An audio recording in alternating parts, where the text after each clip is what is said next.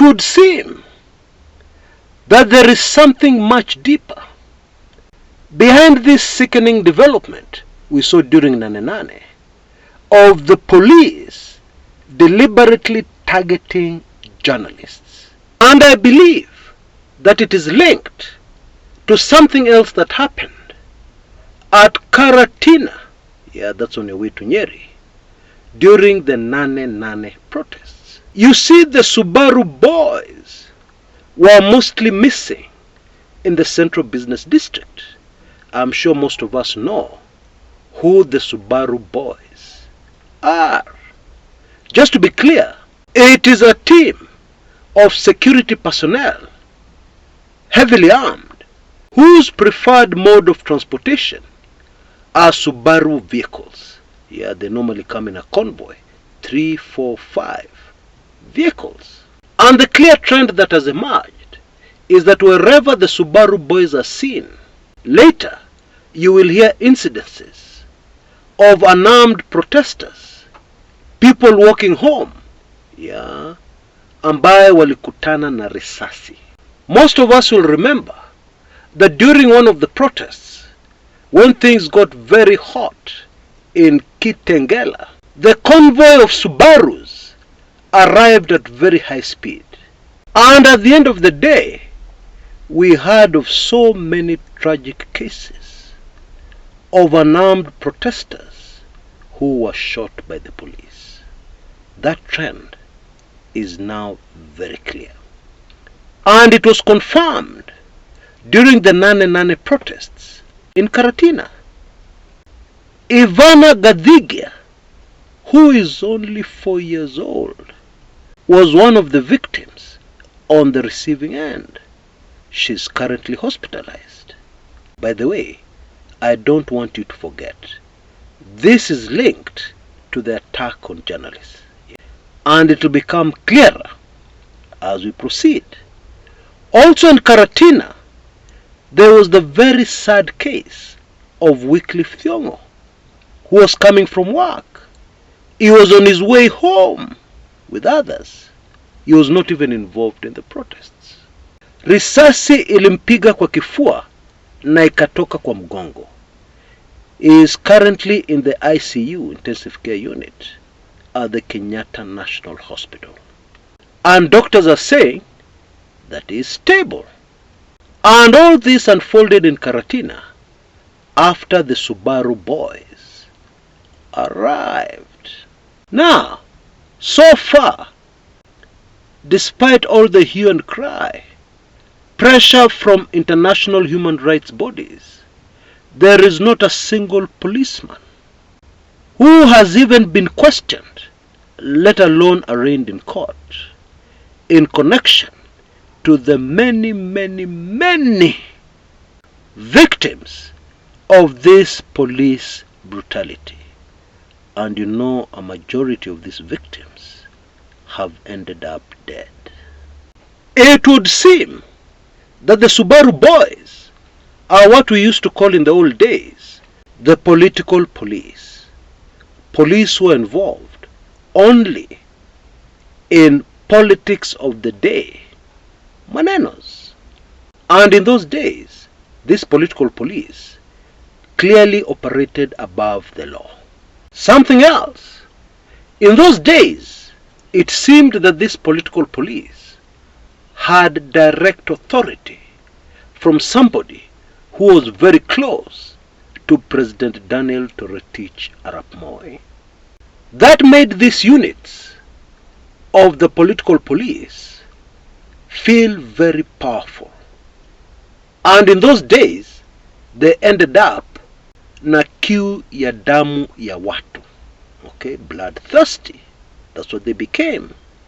Let me tell you a story where I came into direct confrontation with this political police.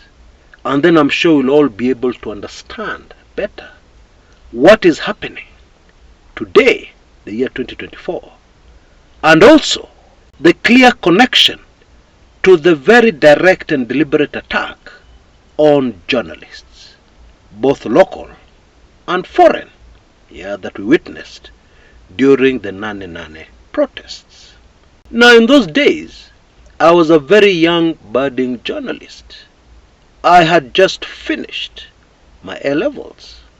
I believe barely 2 years earlier.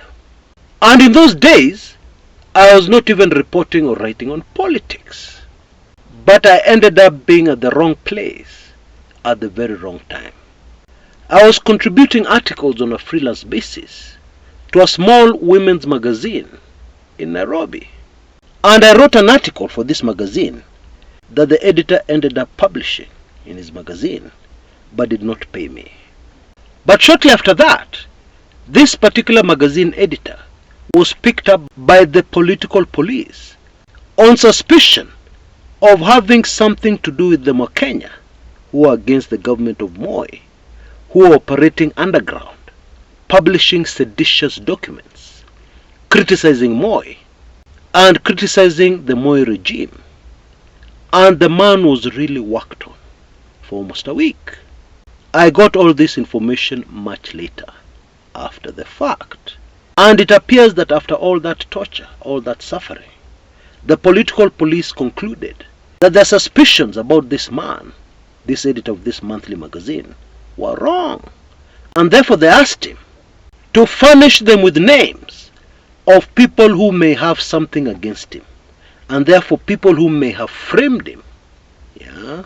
And now the police theory was that whoever framed this editor was actually the person involved with Kenya. And my name happened to appear on that list, simply because of the misunderstanding I had with this editor. In reality, when he had refused to pay me, I had simply walked away. I had even forgotten about it, but the police had different ideas. And so I was picked up. Now at the time, my late political lecturer worked at police headquarters. Indeed, his office was just adjacent to the office of the police commissioner. And in my suffering at the hands of the political police, at night they would sometimes drop us off at various police stations within the city, and a sympathetic police officer managed to assist me to place a call to him. And the long and short of our telephone conversation was that he told me very clearly he was not able to help me. Why? Because I was a threat to the security of the state. That was well above his pay grade, well above the pay grade of the police commissioner. Please take careful note of that, because I believe that is still the case today. And when we understand that, we're going to be very clear on a lot of things that have been happening, especially in connection to the Subaru Boys. But I need to add something here, which is very chilling. To this day, I believe my placing that call to a senior police officer who happened to be my father is what saved my life. Because, make no mistake about it, the political police do not joke. They're serious guys at what they're doing, as illegal as it is. You see, at the time I was finally released from this harrowing experience, I went before a very senior person. Actually, the person who was heading the CID at the time, from the same tribe as Moi. And he told me very clearly that he had spoken to my dad. Let me explain. You see, cops look after each other. And I believe to this day, it was that sympathy of the son of a fellow officer that tilted the scales and saved my life. You see, at one point during my interrogation, I was surrounded by these police officers. I had been told, toa nguo yako yote. So I was shivering there. Although the sun was very hot outside, I was shivering. And one of the plainclothes officers was holding a bunduki in his hands. And he was looking very irritated. And he told me, unajua tunapiganga watu risasi hapa na tunawapeleka mochari na hiyo maneno inaishi hapo. Wewe kijana, kama hutaki kuongea, tumechoka na wewe. Kama utaki kutuambia, nitakumaliza hapa sahi. I had no option but to go on my knees and beg for my life. And remember, I had committed no crime. My only crime is that I dealt with the wrong editor of a magazine at the very wrong time. That's all. And after my release, I was ordered to report to the CID headquarters, DCI these days, every Thursday. Yeah, and it went on, I believe, for about 2 or 3 Thursdays. Alafu hiyo maneno ikaisha. Just like that. That experience changed my life. Indeed, it almost pushed me over the edge. One of the things that happened is that I became a reckless alcoholic. Remember, all this was happening to a very young boy, inexperienced in the things of the world, and had been given a very rude shock. Too rude. What? Anyway, from that story, I want us to understand, because there's a lot of confusion. People have been rushing to accuse the police inspector general. People have been saying all kinds of things, making funny analysis, which clearly shows many do not understand. But I believe from that story of my harrowing tale, we will be able to understand how these guys operate. Well above the law, nothing to do with the police or the hierarchy in the police. And that would neatly explain why no officer has been charged, and why, in my opinion, no officer will ever be charged. Now, about 5 years after this experience, something else happened. A relative, my distant cousin, found himself as a member of this political police. And this cousin of mine was very close to my younger brother. And one day he warned him to stay away from a certain bar where they were going to pick up somebody, but then in the process they were also planning to take lives. Kiu ya damu. You see, during my experience, I sometimes moved around in vehicles with this political police, and I observed clearly how they were behaving and how they were talking. They were always thinking about doing bad things to anybody who was seen as opposing the government of Daniel Toroitich arap Moi. I also observed carefully the life of my cousin. To start with, he was used as a scapegoat when Kibaki took over and tried to deal with the police. But because he had been involved na hii umwagikaji wa damu of innocent people, I saw how his life spiraled. He was sick all the time, and I mean very serious sicknesses. He was never happy. He was never at peace. He was never settled. There is something most of us do not understand. The Ancient of Days takes the spilling of innocent blood very seriously. I don't know if you have come across these people who, if they try and plant anything, it can't grow.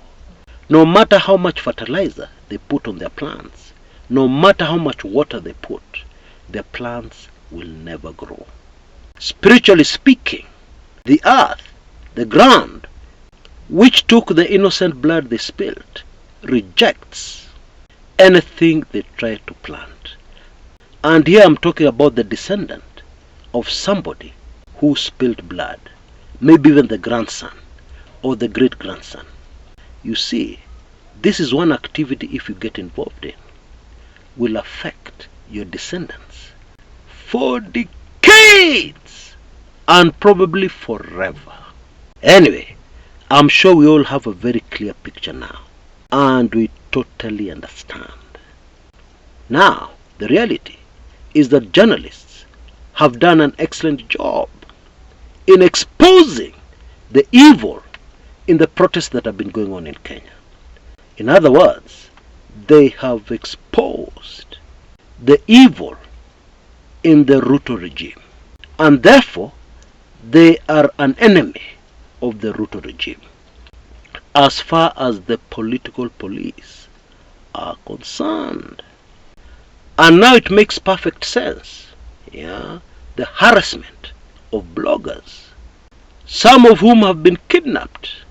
And now it also makes perfect sense why journalists should be targeted, because all it takes is for the non-political police to be briefed and to be ordered to do things to journalists.